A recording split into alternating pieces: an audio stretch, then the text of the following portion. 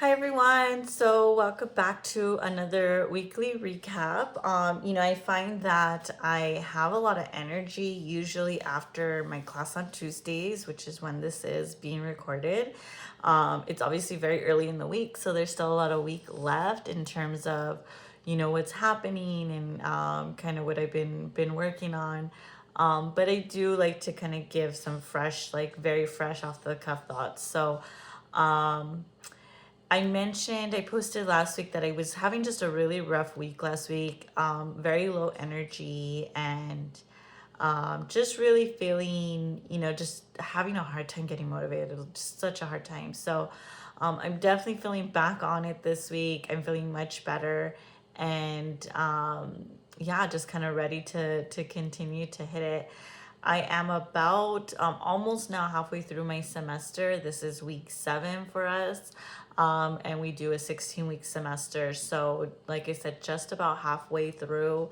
Um, my classes are going well. I'm really enjoying them. The leadership class that I'm taking is really interesting. It's about like theories in leadership, types of leadership, things like that. Um, I've had a couple assignments. There's a group project, and no complaints. It's been really straightforward, great class, good content. The diversity class I've commented on a few times, and it's always really interesting. One of the things we talked about tonight is the professor shared a podcast episode, and I can't even remember. It's a regular podcast. It's somewhat familiar. The name was familiar to me. And anyways, it was this man interviewing this white man based here in LA, interviewing this white man who essentially takes um, this is going to sound a little bit inappropriate, young men of boys of color under his wing, and helps them attend more elite schools in predominantly white areas with more resources. So the podcast was about this young boy who grew up basically in a broken house. Father was more or less not in the picture. Mother was really not. They don't give a lot of details on the mother, but he ends up in foster home. And there's this man that essentially kind of becomes another parent for him, helps him access private education for an elite school, and how it's kind of like changed his trajectory. And so um, hearing the story was really emotional for me. I have experience working with students in similar situations. I don't come from a broken home, and although we never grew up, with a lot of money, I did always have what I needed. It may have not looked great, but I had it. So I don't have experience there, but just some of the things he talked about were, for example, taking the student out of this one community that's poor, predominantly people of color, and then having him, attend a school in another area, like I said, predominantly white. And that was my experience. Again, I say this every couple weeks, but I haven't told my story yet. I plan to do it soon.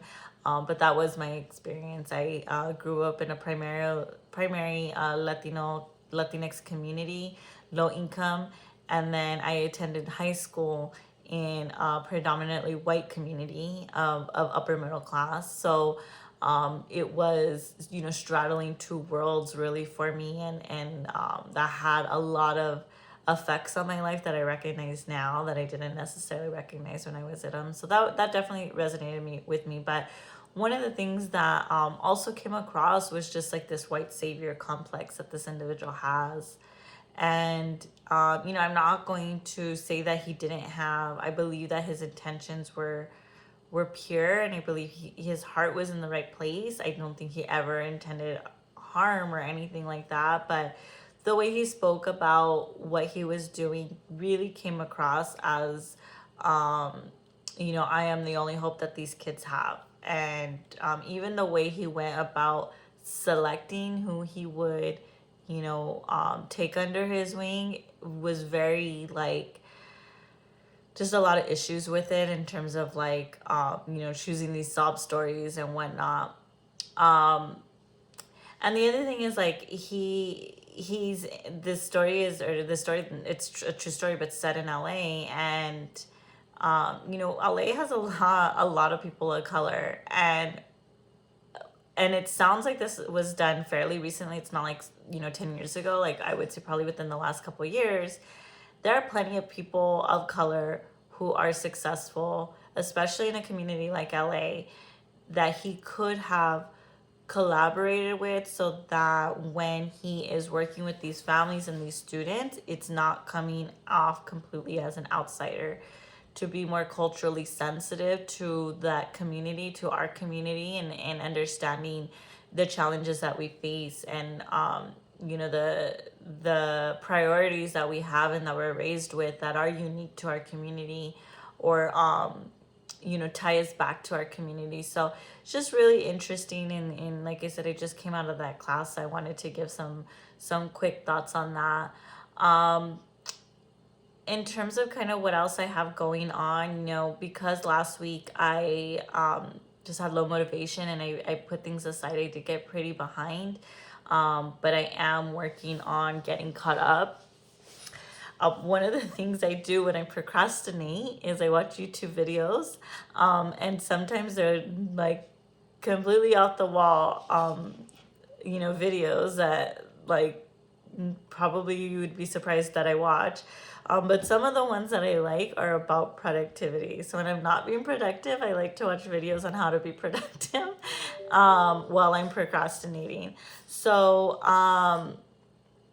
one of the ones that I watched, this young man is a medical school student at King's Cross College in London, and I believe he's a fourth year student, which means he's kind of near the end, and he's a YouTuber. He's got like over 1,000 subscribers, and he was sharing some tactics that he uses to study. And so one of the things he suggested, or one of the things that he does, is these 4-hour blocks of time and uninterrupted.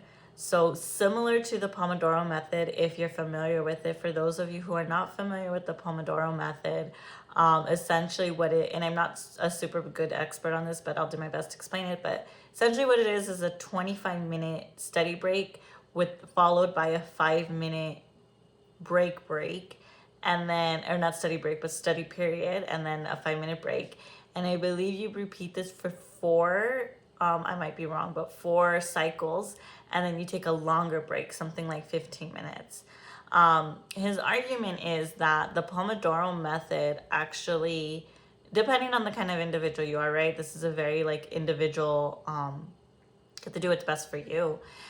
His argument that is that when you're taking those breaks, then it does take a lot of time for you to get back into the swing of it after you take your 5-minute break. Also, which I'm super guilty of, is a 5-minute break ends up being more like 15-20 minutes, because you get into whatever else you're doing, scrolling social media, watching something, whatever. That the break usually ends up being more than 5 minutes. There might be some people who are very good about keeping to it. I personally struggle with it. So I've tried it, but it doesn't work that well for me. So anyways, his suggestion or his logic for this 4-hour